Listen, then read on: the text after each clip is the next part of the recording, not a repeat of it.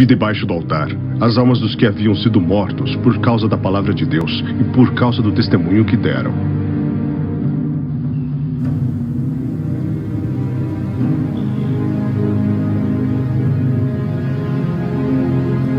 E clamaram com grande voz, dizendo: Até quando, ó soberano, santo e verdadeiro, não julgas e vingas o nosso sangue dos que habitam sobre a terra? Apocalipse 6, versículos de 9 a 10. BYU TV apresenta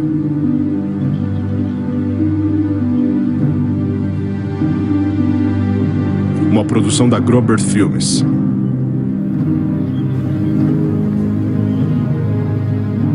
Retrate-se! Ainda Filme tens de Lee tempo! Grobert e Mark Goodman. Retrate-se! Retrate-se! Deus te abençoe. Homem da Bíblia, herege! Herege!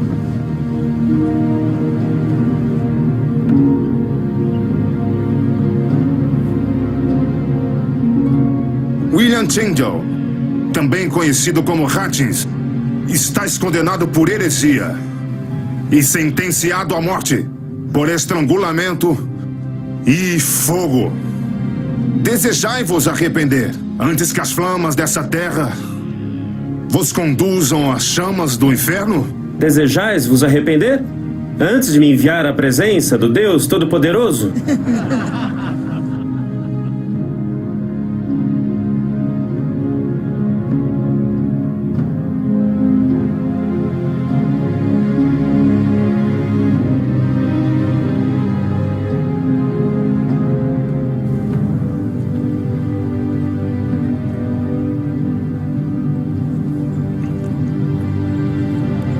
Há centenas de anos, numa ilha europeia sombria, nasceu um livro que transformou o mundo. Um livro que deu origem a um dos maiores idiomas do mundo e mudou o modo em que a humanidade era governada até então. Um livro que vendeu mais que qualquer outro jamais escrito. Um livro que custou a vida de milhares de homens e mulheres. Um livro cada vez mais relegado ao papel de relíquia religiosa, ao invés de ser reverenciado como um texto que mudou o mundo. Esse livro está cada vez mais esquecido. E ao mesmo tempo pode acontecer com aqueles que deram a vida para aquele que pudesse vir à luz.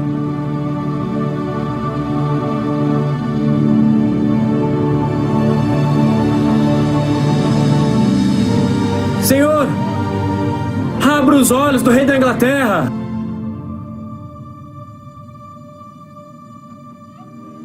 Mas para que houvesse pessoas dispostas a morrer pela palavra de Deus, era necessário haver aqueles dispostos a matar por ela. Aqueles que por razões políticas estavam dispostos a transformar o mundo teológico. Pessoas como o rei Henrique VIII, cuja morte prematura de seu irmão mais velho abriu caminho para o seu reinado atormentado. Não, Henrique. Pegarás a febre. Precisas viver para te tornares rei. As pessoas empenhadas em extinguir o fogo da fé, inconscientemente e infalivelmente, acabaram alimentando o fogo por amor ou medo do livro, que se tornaria a Bíblia do rei Tiago.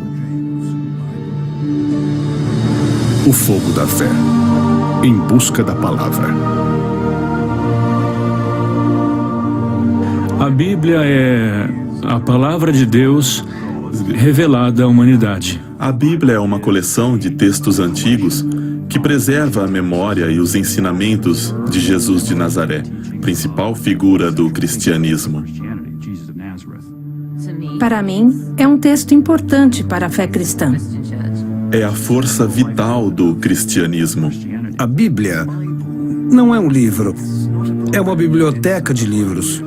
Uma grande cacofonia de vozes que se estendem ao longo de milhares de anos. Agora, isso é o que os judeus e cristãos acreditam. Mas, além disso, temos que definir exatamente a estrutura da Bíblia.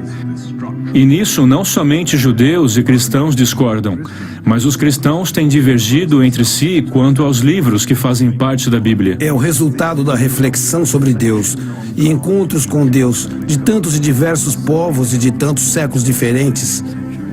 Não gosto da ideia de cânone. Há muito mais além das grandes compilações de livros. Por exemplo, grandes textos históricos. Há outras vozes que também precisam ser ouvidas. A Bíblia é uma janela. Nós precisamos dela. É a maneira pela qual podemos ouvir Deus falando conosco. A Bíblia precisa ter um lugar em nossas vidas hoje. Ela é tão relevante agora como sempre foi. Nós podemos entendê-la de maneiras diferentes do que no passado, mas a humanidade sempre a interpretou de diferentes maneiras, porque há tantas mensagens em tantas vozes. São mensagens sobre a experiência humana, sobre a profundidade da experiência humana, desespero, alegria, ira e amor. Essas mensagens não mudam. A maneira pela qual reagimos a esses grandes temas pode mudar, mas não a Bíblia. No meu ponto de vista, é o melhor livro da humanidade, do mundo ocidental, e em termos espirituais e até mesmo em termos políticos.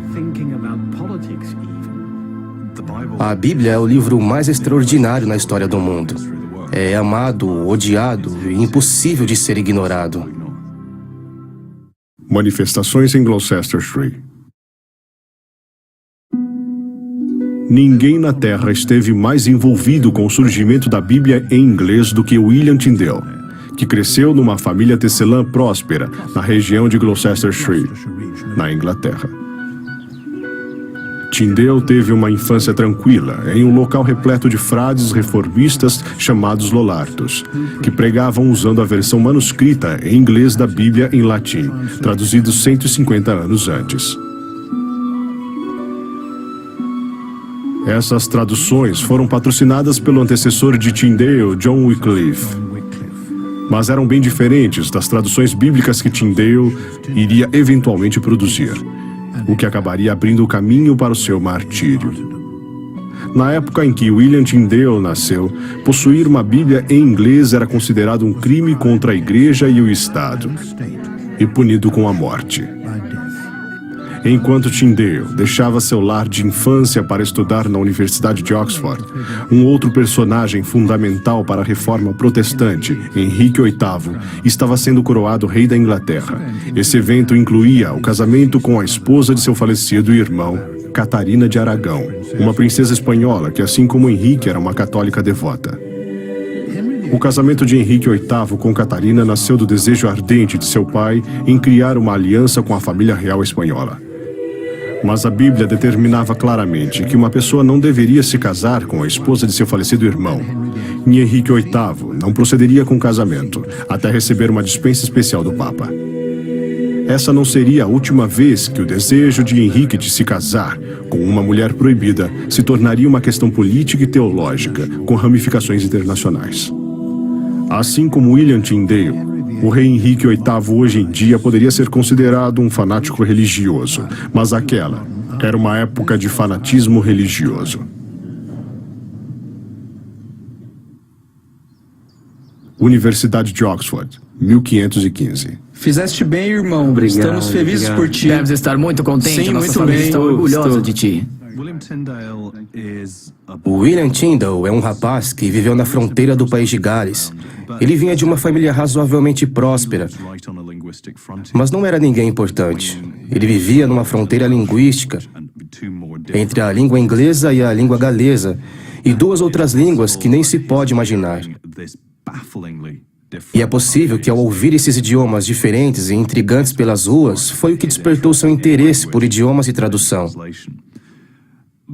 Mas ele teve uma carreira acadêmica bastante convencional. Ele foi patrocinado para estudar na Universidade de Oxford e foi ordenado um sacerdote. Depois de sua ordenação, Tyndale finalmente recebeu a permissão para estudar teologia, mas ficou desiludido ao descobrir que os textos da Bíblia eram muitas vezes ignorados nos cursos de teologia de Oxford, que favoreciam os estudos sobre os filósofos gregos. Enquanto isso, na Alemanha, um monge católico chamado Martinho Lutero também estava desencorajado pelas corrupções que observava na igreja na Alemanha.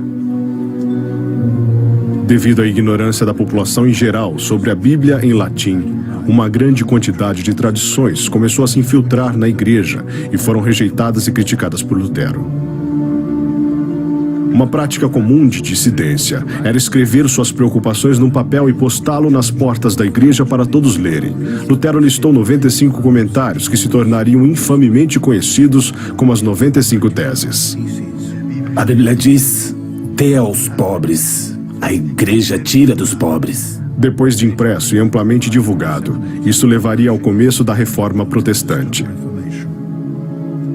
As práticas da igreja naquela época eram baseadas no poder da igreja, que adquiria mais e mais riqueza e dinheiro.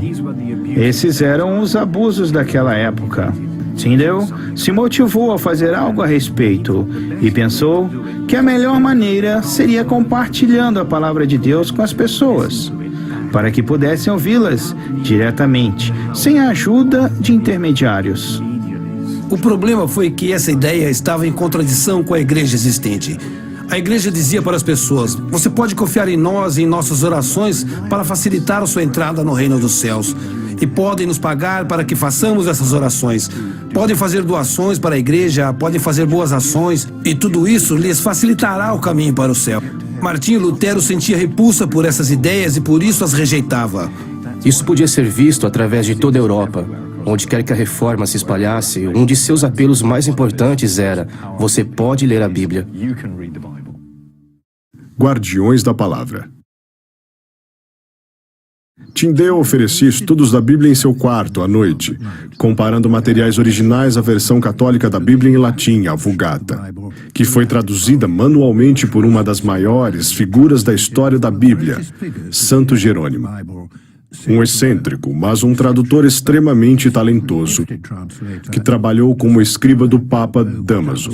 O Papa Dámaso era um homem muito culto e muito interessado em aperfeiçoar a cultura do cristianismo, e pediu a Jerônimo que fizesse uma nova versão das Escrituras, porque sabia que o latim antigo não era tão útil como deveria ser.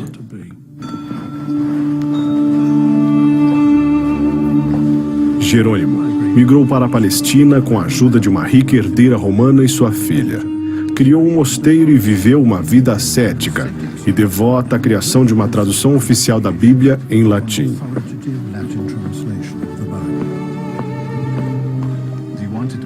Ele queria estar na terra da Bíblia, exposto ao idioma da Bíblia em si. Ele queria estar o mais próximo possível do significado original e do sentimento de revelação que é encontrado na Bíblia em hebraico. O projeto de Jerônimo era usar os originais em hebraico, o que era considerado uma ideia bem radical para sua época, e resolveu então aprender o hebraico. Claro que as únicas pessoas que lhe poderiam ensinar o hebraico eram os judeus, e até mesmo a ideia de um cristão aprendendo algo com os judeus é algo um pouco controverso. Para entender a profundeza dos significados originais, é necessário se voltar ao idioma original, porque pode-se dizer que cada idioma possui seus próprios códigos, sua própria ressonância interna, e às vezes sutilezas de significados complexos, ou até mesmo significados variados que se perdem na tradução. A necessidade de uma tradução para o latim, que seria acessível a qualquer pessoa que soubesse ler no Ocidente, se tornava cada vez mais urgente. Isso fez com que o projeto de Jerônimo alcançasse tão grande sucesso que a Vulgata, a Bíblia que leva o nome de Jerônimo, mesmo que a obra não seja inteiramente dele, continuou indisputavelmente como o principal texto em latim por 1000 anos.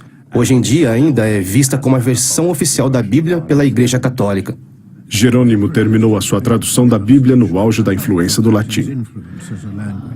Mas nos séculos seguintes, o latim perdeu a sua dominância na medida em que o Império Romano se expandia por terras distantes. Ao diminuir o número de cristãos que falavam latim, as doutrinas e obras literárias da Igreja Católica se tornaram cada vez mais misteriosas para os membros. As palavras em latim muitas vezes não eram percebidas como palavras traduzidas, mas soavam para as pessoas como se estivessem realmente ouvindo a voz de Deus. Os reformadores, como Tyndale e Lutero, acreditavam que a ignorância dos católicos sobre o que as palavras em latim realmente significavam permitiam os abusos à sua fé. Algumas pessoas, a partir de Lutero, começaram a sentir que por trás das palavras da Igreja Católica havia considerações mundanas como a venda de indulgências. Se você pedisse ao padre católico que orasse pela sua alma na vida pós-morte, ele provavelmente oraria com mais ardor depois de receber pagamento por isso. A Igreja Católica sentia a necessidade de controlar a Bíblia porque era uma imensa fonte de autoridade, e uma das maneiras de fazê-lo era divulgando a palavra de Deus através da estrutura da Igreja. Se você tiver controle sobre ela, controla o poder e a sociedade.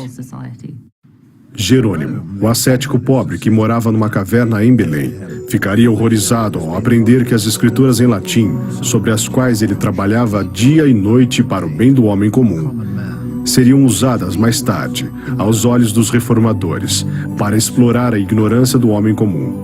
Não obstante, a Vulgata de Jerônimo dominaria o cânone católico por quase 1.200 anos, até que a Igreja Católica adotasse uma postura mais positiva em relação à Bíblia em outros idiomas, conforme a proclamação do Vaticano II no ano 1962. Se o Segundo Conselho do Vaticano não tivesse encorajado a mudança da liturgia do latim para o vernáculo na Igreja, no Ocidente, ainda estaríamos seguindo a Vulgata de Jerônimo, feita há 1.600 anos.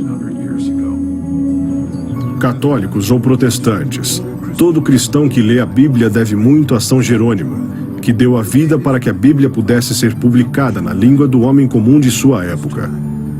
Ironicamente, o próximo evento que teve um grande impacto na espiritualidade dos cidadãos da Europa foi carregado por pulgas nas costas de ratos, que infiltraram a Inglaterra através dos navios mercantes da Crimeia. A peste negra foi uma das maiores catástrofes da história, que se espalhou da Ásia para o Mediterrâneo e continuou até países como a Escandinávia, Suécia e Noruega. E isso resultou na morte de um grande número de pessoas. A peste negra foi uma catástrofe demográfica como nunca havia sido vista. Quer dizer, estamos dizendo que é provável que 1/3 da população europeia tenha desaparecido num período de 3 anos. Com certeza, esse é o tipo de devastação calamitosa que pode ter tido uma influência enorme em todos os aspectos da vida humana. A peste negra cobriu Inglaterra e o resto da Europa em paroxismos de dor e sofrimento, que fizeram com que todos, com exceção dos mais cínicos, voltassem ao seu Deus cristão e à sua igreja em busca de conforto. Isso fez com que as pessoas ficassem obcecadas com a morte e perceberam que a igreja parecia não saber o que fazer a respeito. Curiosamente, eu não acho que se desiludiram com a igreja. Eles apenas redobraram seus esforços para encontrar uma maneira de lidar com a morte. Naquela época, os seres humanos entendiam que eventos e desastres naturais eram uma expressão direta da providência de Deus. Então, a pergunta lógica seria: com tal calamidade, o que os cristãos fizeram para merecer esse tipo de retribuição da ira de Deus? Com a redução drástica da população camponesa em toda a Europa, a peste negra criou uma situação socioeconômica que nunca antes havia existido. De repente, não havia camponeses suficientes para fazer o trabalho da classe alta. Havia mais demanda pelo trabalho camponês do que havia camponeses para trabalhar. Aquilo não era um bem adquirido. Não havia pessoas suficientes. Isto cria um certo tipo de agitação social quando as pessoas começam a se conscientizar do seu valor e talvez sentir que estão sendo desprezadas. A agitação socioeconômica e anseio espiritual criados pela peste negra foram acompanhados pela chegada de bíblias em novas línguas, inglês, alemão e francês, por exemplo. Em todo o Império Romano, a classe camponesa se encontrava energizada pelas palavras libertadoras das Bíblias vernáculas, o que causou muita consternação entre os líderes civis e religiosos. De repente, as palavras da Bíblia estavam sendo usadas como armamento contra a mesma igreja que havia de fato dado origem ao livro. Em nenhum lugar isso foi mais verdadeiro do que na Inglaterra do século XIV. Assim como não faz sentido para os viajantes carregarem seu barco depois de atravessarem o mar, também não nos beneficia carregar coisas temporais em nossos corações. Na Inglaterra, a primeira tentativa de traduzir as escrituras para o inglês foi empreendida sob a influência de John Wycliffe, um teólogo da Universidade de Oxford, considerado rapidamente um herege por muitos de seus contemporâneos. A visão medieval católica era que a Bíblia era a revelação suprema. Era a fonte de suas tradições religiosas, que a igreja protegia e interpretava. Era como ouro e você não podia simplesmente jogá-la para as pessoas comuns. Então, há homens como John Wycliffe que basicamente chega questionando muitas coisas. Por exemplo, quem fala por Deus? Como falamos com Deus? Ele questiona algumas posturas da igreja, etc. E isso causa dissensão, que leva à heresia, e heresia leva à desordem social, que resulta em guerras religiosas.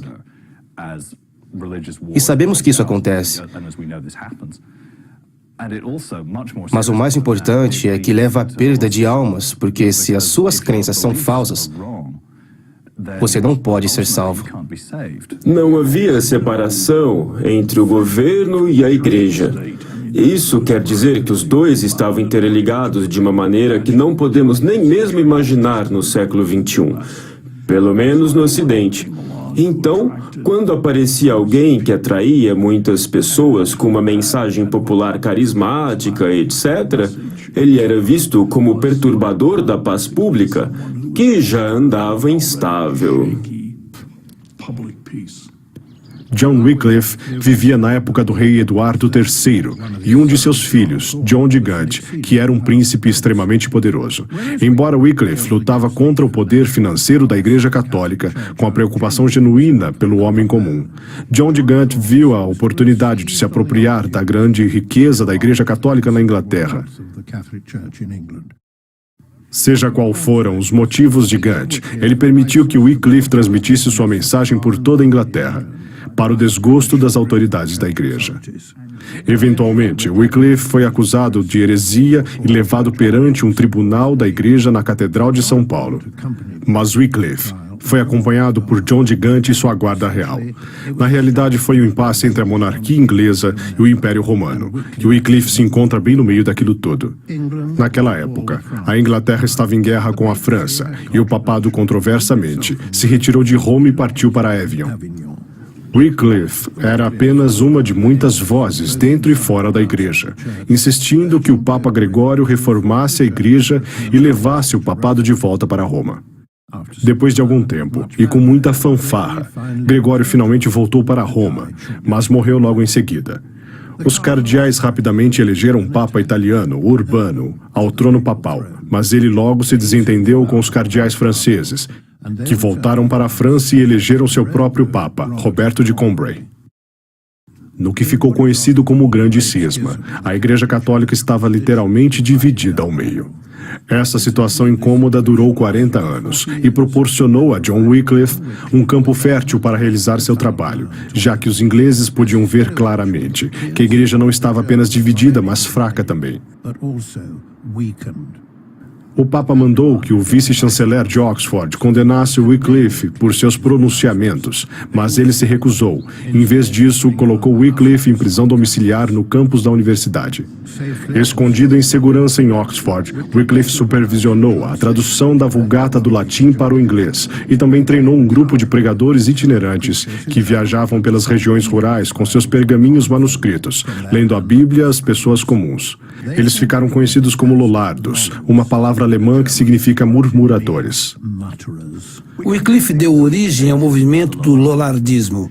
Mas Wycliffe era um acadêmico, um estudioso, e foi a geração seguinte que levou as suas ideias e seu movimento de rebelião para o mundo.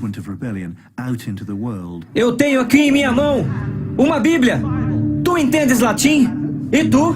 Quem aqui entende latim? Nenhum de nós. E vós não pensais que é importante conhecermos a palavra de Deus? Sim! Então, literalmente tudo começou a desandar na Inglaterra. Um pregador radical, John Ball, começou a utilizar a Bíblia de Wycliffe para exaltar os camponeses contra o governo. Eles se revoltaram e tentaram derrubar o governo, no que ficou conhecido como a Revolta Camponesa.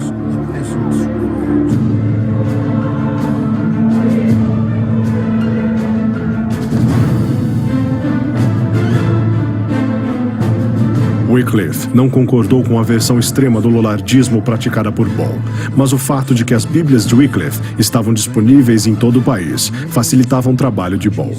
A Bíblia era a palha seca que Ball acendeu, e os seguidores de Wycliffe espalharam aquela palha por toda a Inglaterra.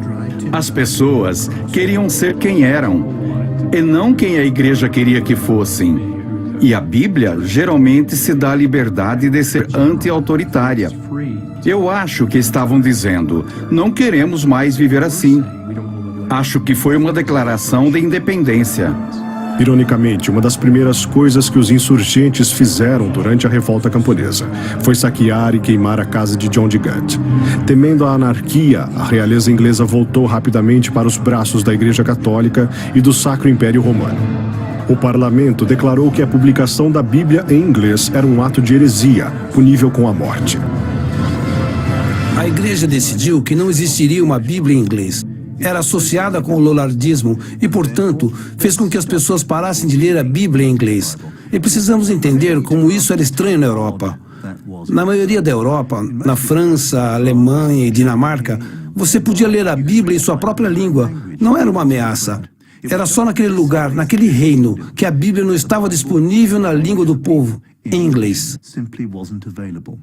Wycliffe foi transferido de Oxford para a paróquia vizinha de Lutterworth, onde serviu como padre reitor até sofrer um derrame cerebral durante uma missa em 1384 e falecer alguns dias depois. 17 anos após a morte de Wycliffe, o parlamento decretou uma lei infame que perseguiria William Tyndale, de herético comburendo, ou a queima dos hereges. Os caçadores de hereges começaram a cercar os lollardes e queimá-los na fogueira. O propósito de queimar os hereges não é apenas puni-los, mas também purificar a sociedade, limpar a sociedade. Isso porque a igreja, e na verdade qualquer pessoa daquela época, pensava que a heresia era algo como um câncer. Você realmente precisava retirá-la da sociedade. Nós sentimos a dor dos hereges sendo queimados pelo fogo. Eles não sentiam tanto. A sua prioridade era a dor sentida pela sociedade, causada pelos hereges. Como diria Tomás de Aquino, o maior teólogo católico do século XIII, assassinato é obviamente ruim, mas tudo que um assassino causa é a morte do corpo. Mas alguém que ensina heresia pode conduzir almas à condenação eterna, que sem dúvida é muito pior. Vivemos num mundo em que uma série de infrações legais como assassinato, roubo, estupro, falsificação e assim por diante são tratadas com extraordinária severidade em comparação com o nosso próprio mundo. E a heresia se enquadra nessas categorias. Os hereges eram considerados traidores. Isto é, eles atacavam o bem comum da igreja e do Estado. Os hereges da Idade Média eram vistos como terroristas, isto é, eram contra o bem comum.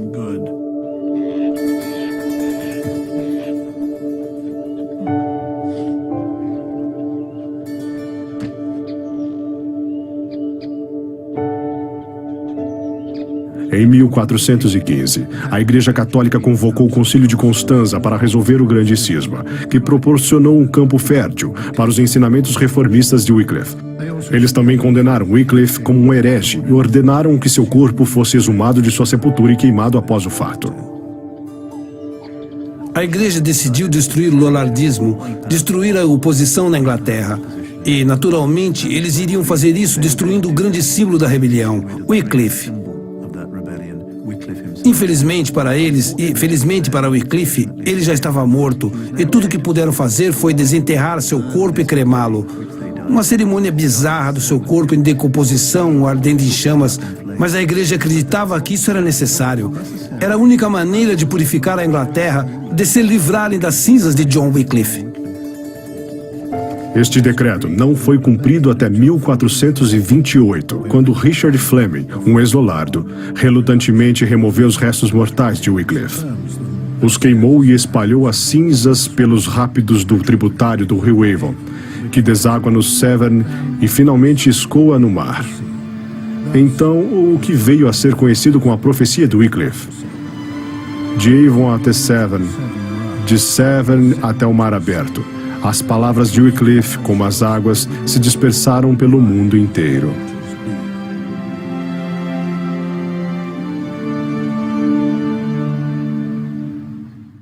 Um livro para um homem comum.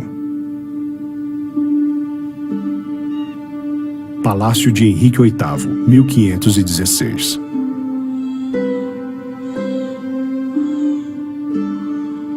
Os primeiros 4 filhos de Henrique e Catarina ou nasceram mortos ou morreram na infância. Uma menina, Sua Majestade. Muito saudável. Uma filha. A quinta criança foi uma menina muito saudável. Dê meus parabéns à Sua Majestade. Com certeza, Sua Majestade. Estou amaldiçoado. O fato de Catarina não conseguir dar um herdeiro a Henrique eventualmente destruiria o seu casamento, assim como a relação entre a Inglaterra e a Igreja Católica. Enquanto isso, William Tyndale saiu de Oxford para uma nova universidade que Henrique havia criado em Cambridge. Henrique fez um grande esforço para recrutar os melhores humanistas ingleses da Inglaterra para sua nova universidade.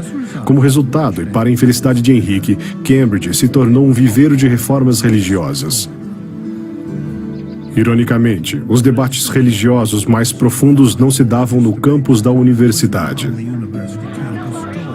mas sim num bar ali perto chamado White Horse Inn. Ele destruiria o templo e o levantaria em 3 dias. Ele não se referia aos muros do templo, mas às pessoas. Olá, senhor.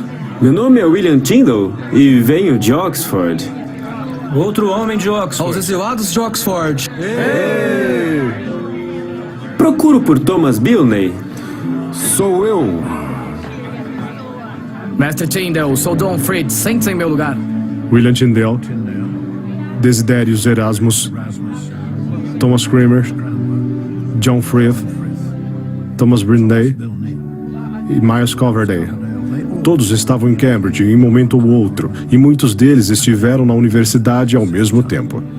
No fim da década de 1520, houve um momento de muita agitação acadêmica, quando uma geração de jovens acadêmicos que cresceram com as ideias de Erasmo e do humanismo cristão, e também com a tradução da Bíblia como o próximo grande acontecimento, decidiram se aprofundar no assunto. Jerônimo diz que a congregação e a igreja são a mesma coisa. Se pensar assim, não existia igreja naquela época. Tudo que existia era o povo, a congregação, não havia nada mais. Professores e pupilos. Concordam comigo? Se encontrava em suas casas. Aquela era sua igreja. Não, poderia existir em qualquer lugar, acho eu. Este prédio então poderia ser uma igreja. Aqui poderia ser a nossa igreja. Esse não é o principal. O ponto é, nós somos a igreja. As pessoas são a igreja.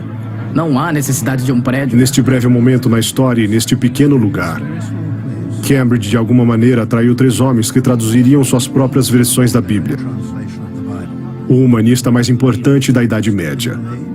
2 dos mais reconhecidos criadores da língua inglesa, o futuro líder da Igreja da Inglaterra, e 4 outros reformistas que eventualmente seriam mortos pelo fogo.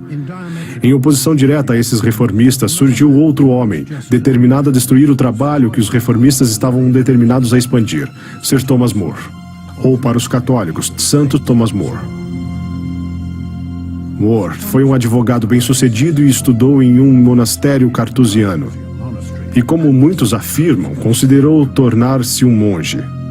Henrique VIII deu a More vários cargos importantes, sendo nomeado chanceler da Inglaterra, o equivalente ao procurador-geral dos Estados Unidos.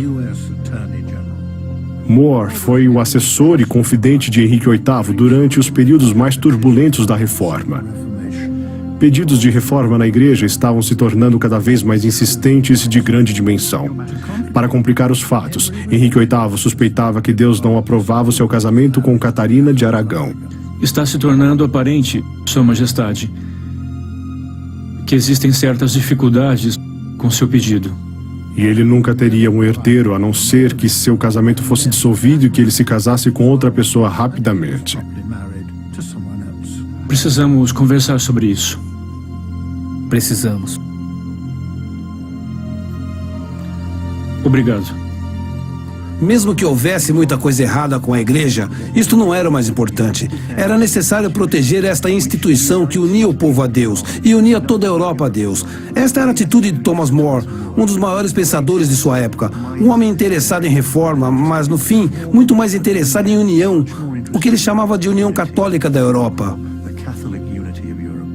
Thomas More, como muitos humanistas cristãos da época, era um homem ardentemente comprometido com a unificação e continuação da Igreja Católica e não estava disposto a negociar com a heresia.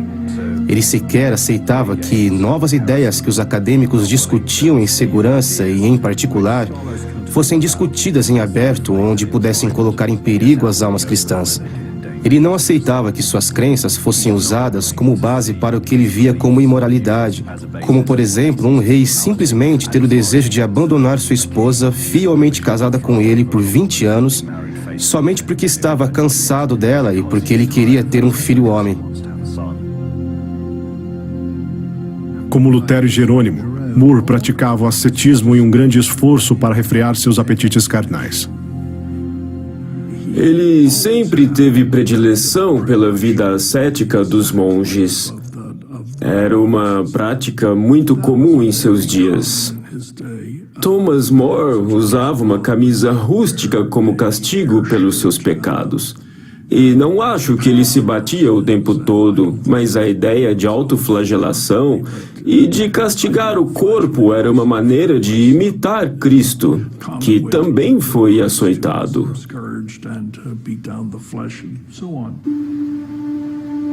Tyndale saiu de Cambridge para servir como tutor e capelão de uma família rica em Gloucestershire, a mesma região onde ele cresceu. Assim como perdoamos aqueles que nos têm ofendido. E não nos induzas à tentação, mas livra-nos do mal. Amém. Isto era muito comum entre os graduados. Se você é um indivíduo rico estabelecido na Europa, você não manda seus filhos à escola. Escolas são para os pobres. Você contrata alguém para educá-los em sua casa. Tornar-se um tutor de uma família rica é um grande passo na carreira de um jovem estudioso. Um dos melhores benefícios da posição de Tyndale com a família Walsh era que ele tinha bastante tempo disponível para aperfeiçoar as suas habilidades de tradução. O seu primeiro projeto foi traduzir um livro escrito por Erasmo, seu colega de Cambridge, chamado Manual do Cavaleiro Cristão. Parece ter sido durante esse período que surgiu a ideia de iniciar o projeto de traduzir a Bíblia, de traduzir especificamente o Novo Testamento. Parece também ter sido durante o mesmo período que dominou a língua grega, o que era bastante raro para o inglês naquela época. A habilidade que Tyndale desenvolveu de dominar o grego, aprendendo praticamente sozinho, e mais tarde dominar o hebreu, novamente aprendendo sozinho, são os fatos que caracterizam como um extraordinário linguista e estudioso. Os clérigos locais se iraram contra Tyndale porque acreditavam que o que fazia era perigoso e até mesmo profano. Eles se alarmaram quando souberam que ele era muito respeitado pela família Walsh, uma família próspera e de grande influência na região. Eu sinto muito pelo atraso.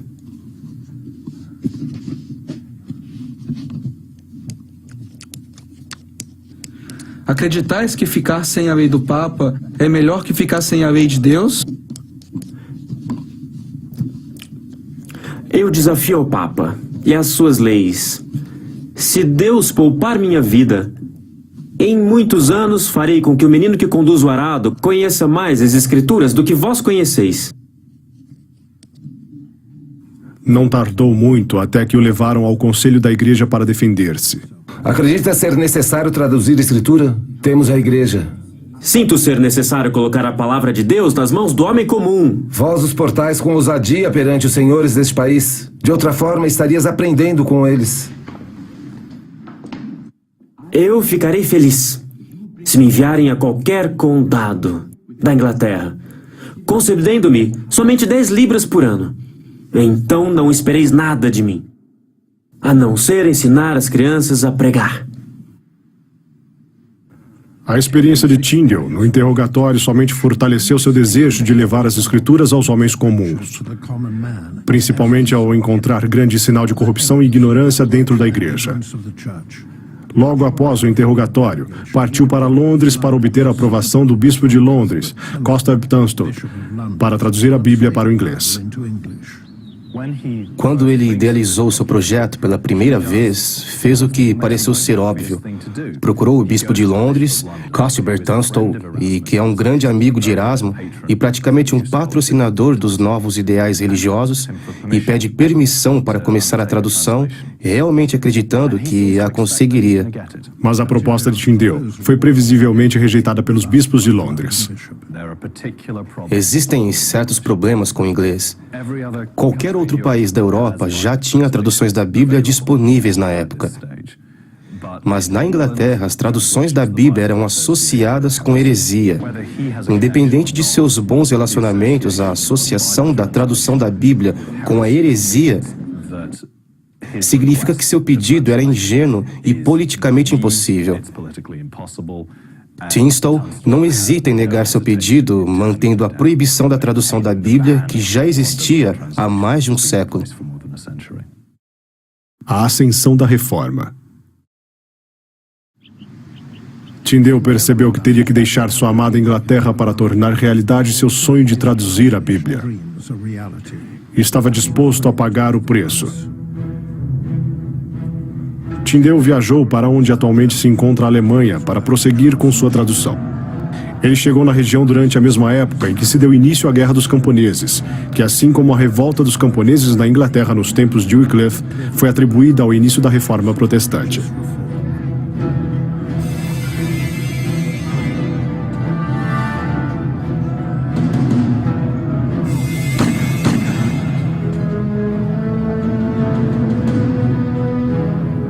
Os camponeses, os moradores que simpatizavam com eles e as pessoas das cidades que também simpatizavam com eles concordavam com a visão medieval cristã de que a salvação não se relaciona tanto com o corpo quanto com a alma.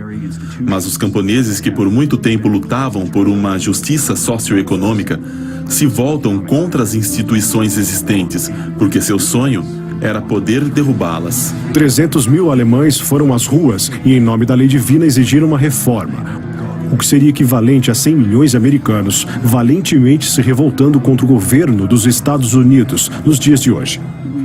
Nós provavelmente nunca teremos certeza, mas a revolta dos camponeses tirou a vida de mais de 100 mil pessoas. Mais de 100 mil pessoas comuns, e relativamente poucos no lado do exército responsável por reprimir a revolta.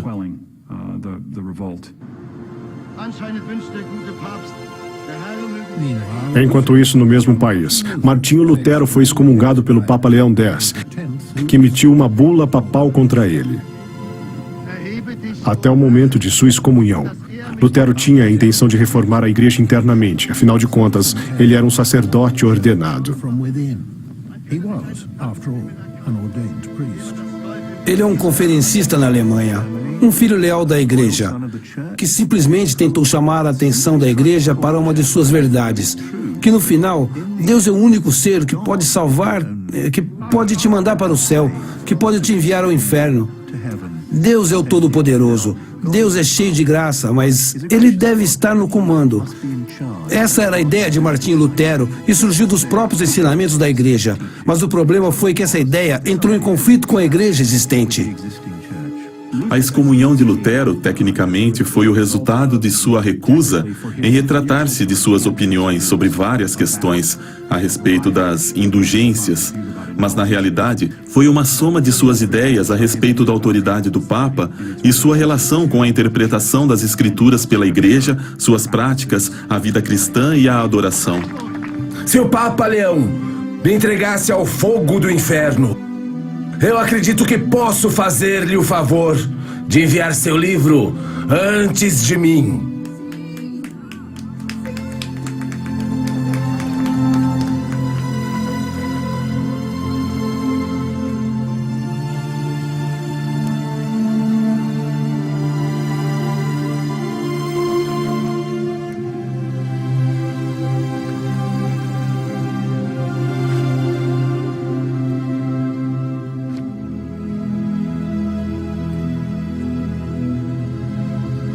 Ó Senhor, que o fogo da fé queime mais brilhante que o ouro de São Pedro. Em nome do Pai, do Filho, do Espírito Santo. Amém. O que agravou o problema de Lutero foi o fato de ter desafiado a igreja com seu ideal de salvação. Mas não foi excomungado por acreditar em algo diferente, mas por nunca se calar a respeito. Ele se recusou a obedecer à igreja.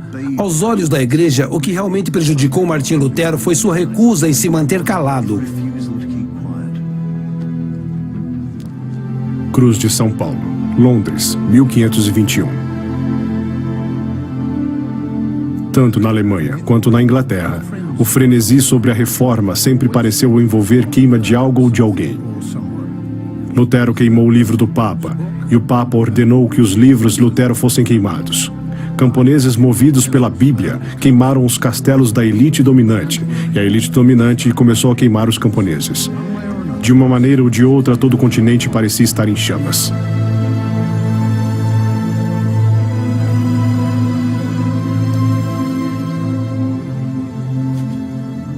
Existiram batalhas como essa entre escolásticos, tanto na Alemanha como em outros territórios durante os primeiros anos do século XVI, e essas batalhas eram bem planejadas, e todos sabiam em que lado lutavam.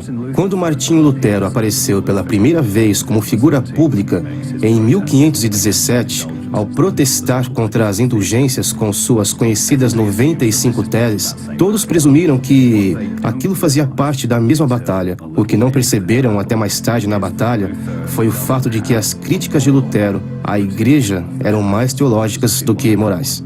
As 95 teses, pregadas na porta da igreja, foram logo impressas como panfletos.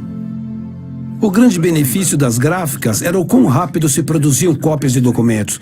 Anteriormente, tudo era manuscrito e o processo era bastante lento. Mas os protestantes, 1 ou 2 anos após o primeiro protesto de Martinho Lutero, os ingleses já estavam lendo panfletos vindos da Alemanha. Tudo foi muito rápido. Essa aceleração do processo foi uma grande mudança. Foi praticamente tão grande quanto a revolução da informática de 1980 e 1990. Uma mudança rápida que causou grande impacto. Ela muda radicalmente o equilíbrio do poder e transforma o caráter da vida europeia. Com o luteranismo criando raízes na Alemanha, líderes políticos da Alemanha e da Inglaterra trabalharam junto ao Papa e também ao imperador romano para suprimir a sua propagação. Lutero foi convocado pelo Sacro Império Romano para responder às acusações de heresia. Lutero aceitou comparecer ao conselho disciplinar, somente se fosse garantido livre passagem antes e após a reunião. O imperador Leão X compareceu pessoalmente ao conselho. Com seus livros amontoados na mesa como evidência, Lutero foi interrogado pelo interrogador-chefe Johann Eck se ele se responsabilizaria por seus escritos. Lutero se recusou a negar suas crenças. Eu já fui excomungado, Vossa Excelência. O imperador romano estava desesperado por uma vitória, algum tipo de retratação por parte de Lutero. Após Lutero ter repreendido Johann Eck, o imperador lhe concedeu mais uma chance para retratar-se. Eu garanto que estou perfeitamente sóbrio, Vossa Excelência. No entanto, Lutero não se movia. Não retirareis vossas palavras? Não posso retirá-las. Assim seja. Aqui estou e não posso fazer diferente. Que Deus me ajude. Anuncie sua sentença.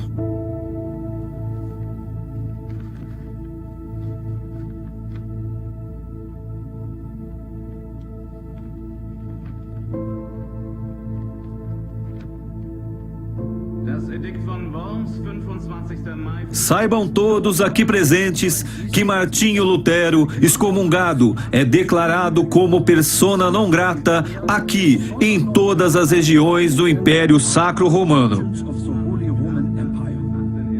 Após lhe ser garantida a passagem prometida, Lutero deve ser apreendido e punido como notório herege. Toda e qualquer literatura escrita por ele está banida em todo o império.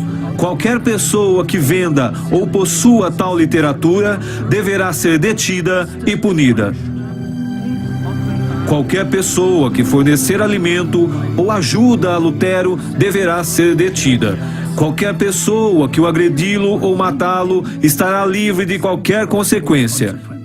Reichsrat, Alemanha. Em verdade, assim diz Vossa Eminência, Charles IV, Imperador Sacro Romano. Um amigo poderoso, Frederico III da Saxônia, interceptou e escoltou Lutero ao seguro castelo de Wartburg.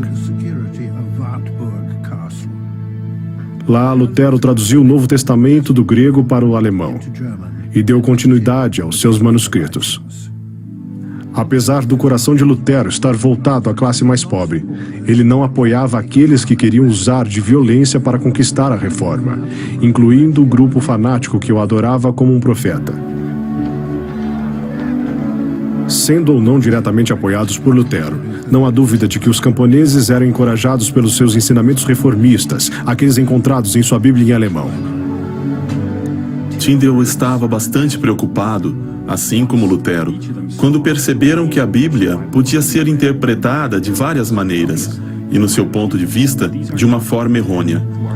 Esses não eram homens à procura de algo que se parecesse com a expectativa de uma liberdade moderna de expressão, por exemplo.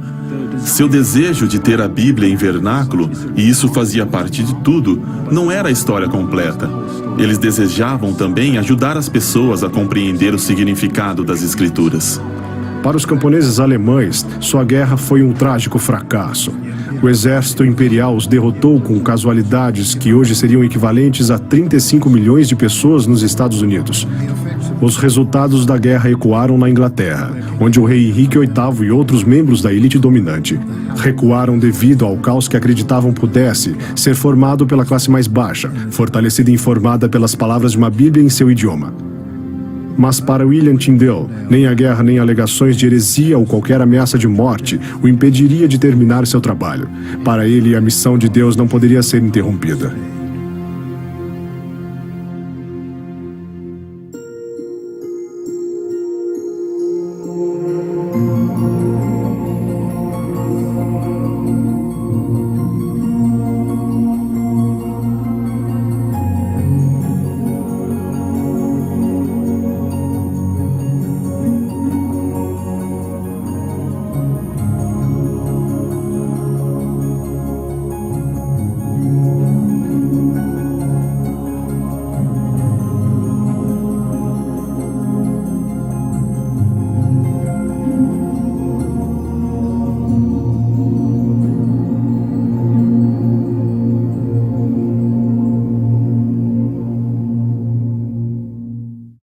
Da versão do Rei Tiago da Bíblia. Foi realizado graças ao suporte financeiro generoso de Rex and Ruth Mon, Alan S. e Leslie Layton, David E. e Verla A. Sorensen, Fundação do Legado de Sorensen, David e Laura McAllister, Todd e Amy Nelson, Fundação de George S. e Dolores Doré Eccles, os membros do Conselho de Liderança da BYU Broadcasting e a Fundação de Filmes Legacy.